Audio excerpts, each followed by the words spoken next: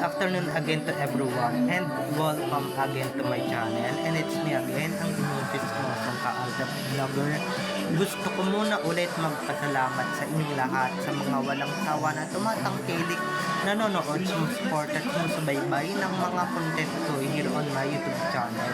So huwag ninyong babaktawan na lalaktawan tong ating content ngayong araw. I'm sure na hindi ninyo pagsisisihan na pinanood nyo ito mula umpisa hanggang hulihan. And syempre, wag kayong mag-i-skip ng segment. Okay, bubuin nyo to start to finish, and don't forget to share this video for today. And syempre, wag niyo kalimutan na i-share ito para mas lalong lumaganap tong ating video for today. So, ito na, dumako na tayo sa ating main topic for today's video. Naku, may movie naman pala dapat yung dalawa, or comeback movie. Kaso nga, under AKT Entertainment, kaso nga hindi natuloy. So, ito na guys, watch this. Mamaya ipapaliwanag ko sa inyo ng buong. So, ito na guys, watch this. At kung nakita nyo na ngayong recap, so once again si Titi o sa mga admins, dumako na tayo sa ating main topic for today's video.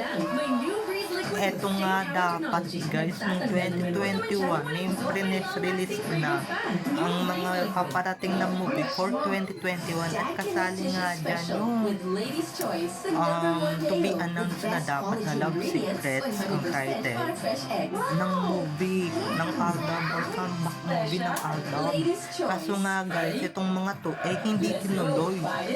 Diba? Ang ganda ng title talaga, sobrang bagay na bagay sa kanila, no?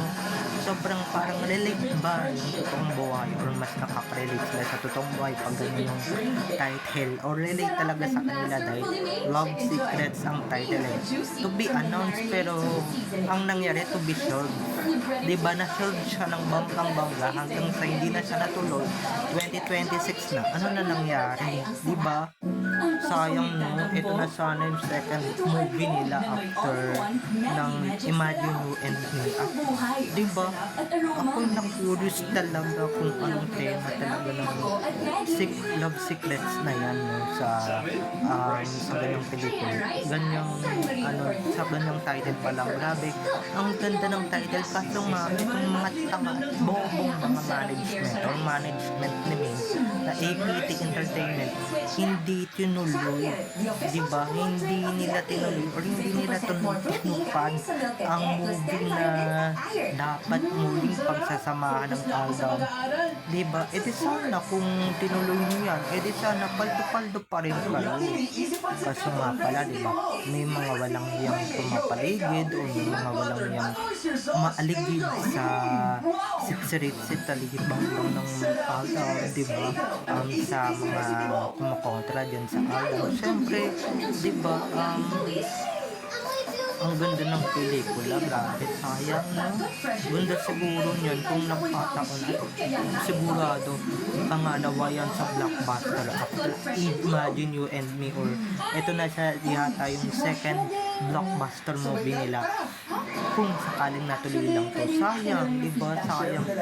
Ako guys, talagang nanlaki talaga yung mata ko, at talagang may TBA talagang na nakalagay to be announced. Pero guys, yung to be announced na yan, kinalimutan na nila ng bonggang-bongga. Diba? Kinalimutan na nila, at syempre hindi na nila tinuloy, diba? Kasi nga mas nag-focus sila sa Zarzuela na palugin na ng palugin ngayon, diba?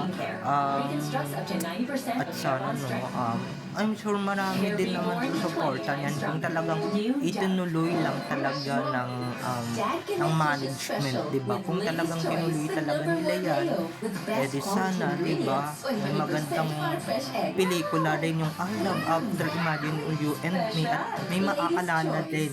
Actually, itong pelikulang to gagawin nila ito pre-pandemic era pa 2021 pa, diba? Nasa kasalukuyang pa tayo noon, crisis, and syempre pandemic pa noon. So, diba, sayang lang. At diba, sana man lang sa iba na napunta, no, sa ibang film outfits na napunta yung baka sakaling natuloy pa. Pero yan, talagang palibhasa, di ba, mo 2021, may mga lumalabas-labas ng mga walang yan at kagaguhan yung acting. Kaya siguro hindi na naisipang ituloy kasi nga, di ba, baka mamaya mabasag pa yung drama ng Sarsuela at mabasag pa talaga, di ba, okay na rin yun para naman di na nila magamit ulit yung album. Pero talagang nanghihinayang talaga tayo, no? May second movie pala sila dapat,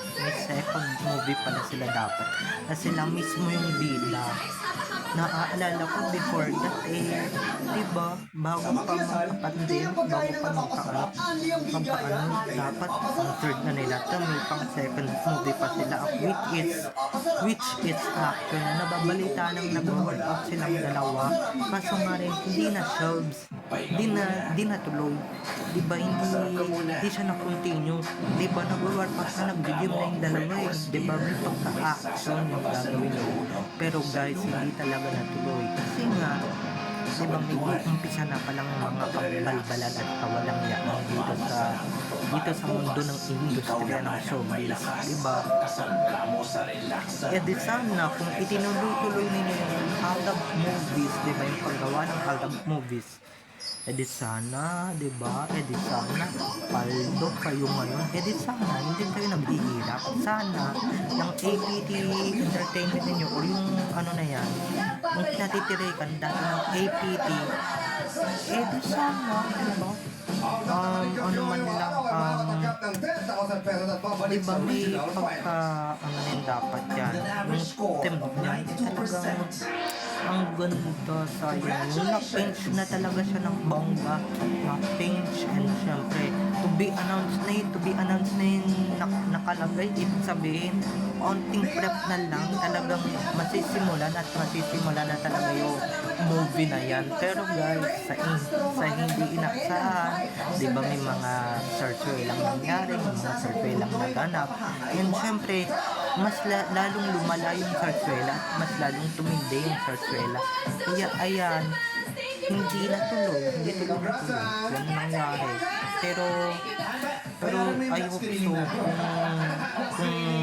natuloy, syempre, diba, may susuporta din dyan. Yan pa ba? Once na may nabalitaan talaga yung ADN na may itinutuloy or itutuloy na album movie, talagang tugod dyan sa sinihan, diba? Hindi gaya ng ibang artista or ng iba. Ito yung mga movies talagang pinaghihinayangan natin, dapat talagang matuloy at dapat talagang hindi na siya show, diba? Yan dapat yung mga project na magsasalba sa kanilang mga sa kanila, or yan dapat yung magsasalba sa kanila. Hindi sana, diba, may naaalala pa tayo yan sa alam na yan, diba? Syempre, diba, medyo yun na nga mga ka-ADM. Ito sana may second memorable or third memorable album film na nagawa. Di sana mas maraming project yung album, diba? Mas maraming movies ang album na pwede nating ipagmayabang at hindi lang yung Imagine and na talaga din naman talagang kumita ng bonggang-bongga at tumabog sa takilya, diba? Kaya sila gumaganyan kasi, diba, may bebelang talaga is hindi talaga kasali kasi nga iba yung bida doon, hindi naman talagang sila, pinanghatak lang sila ng viewers doon, diba? Eto sana yung second Aldab movie nila na hindi tinuloy. Siguro yung APT, no? Ngayon sila ngayon nanghihinayang na sila siguro nanghihinayang na hindi natin itinuloy ito. Sayang, diba? Mas papaldo sana tayo, mas papaldo sana kayo. Itinuloy ninyo or kinontinue ninyo yung ano na yan, yung movie na yan, diba? sana kung itinuloy nila yan, sana more mature or more mature na talaga yung ginawa ng Aldab, diba? Hindi na yung patwitams o pabebe. Kasi diba, imagine yung ending, napakamagandang pelikula talaga. Yun lang talaga yung natuloy, pero yung nang nabanggit ko, diba? Sayang yung paghihirap ng Aldab. Lalong-lalo na siguro yung second movie nila. Kasi pang third na to dapat yung second movie nila after Iyam nung anong taon na yun, babalitang nag-workout na silang dalawa, nag-gym na sila, nag-prep na sila, diba?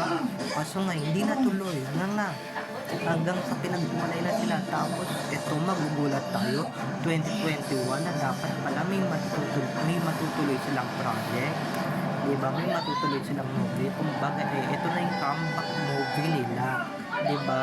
Kasunod lang to ng comeback nila sa McDonald's McDo commercial na which is natuloy naman yung commercial, pero yung movie sayang talaga, isang malaking sayang, diba? Ngayon kayo manghinayang at ngayon kayo talaga manghinayang kung kailan, diba? Ang tatanganin nyo talaga, dapat itinuloy nyo na lang talaga tong movie na to dapat hindi na kayo umanib, hindi na dapat kayo nag-agree ng sa Sarsuela, pero sa bagay diba, kaya pala nila ito i-discontinue o kaya hindi nila ito i-continue kasi nga may mga mangilan-ngilan or lahat ng may may-ari, lahat ng owner ng APT o owner ng APT Entertainment, lahat ng yun kasapakat sa Sarsuela. Kaya diba, naakala nila kikita sila ng bonggang-bongga. Yan, siguro ngayon naiisip na nila ngayon, no, ba't nila hindi itinuloy, diba? At kung ba't umanib sila sa Sarsuela. Sa bagay, di naman sa atin kawalan yan kawalan sa kanila yan, diba? Sayang na, ito lang sasabihin ko sa inyo pera na naging bato pa, diba? Ngayon kayo hinayang, pero sana, diba, hopefully at closing the doors of Aldab come back, diba? At sana man lang matuloy na with Myriad Corporation. Sana pray and manifesting, okay? So, bye-bye na mga ka-ADN. I love you all. Have a nice day. Keep safe and God bless everyone. Bye-bye. I love you all. Enjoy watching. Don't forget to subscribe to my YouTube channel, and syempre, don't forget to click the notification bell para pag nag-upload ako, kayo agad ang unang-unang mananotify sa aking mga susunod pang i-upload na mga videos. Okay? So, bye-bye na mga ka-ADN. I love you all. Have a nice day. Keep safe. And God bless everyone. Bye-bye. See you on my next video. I love you all. Bye-bye.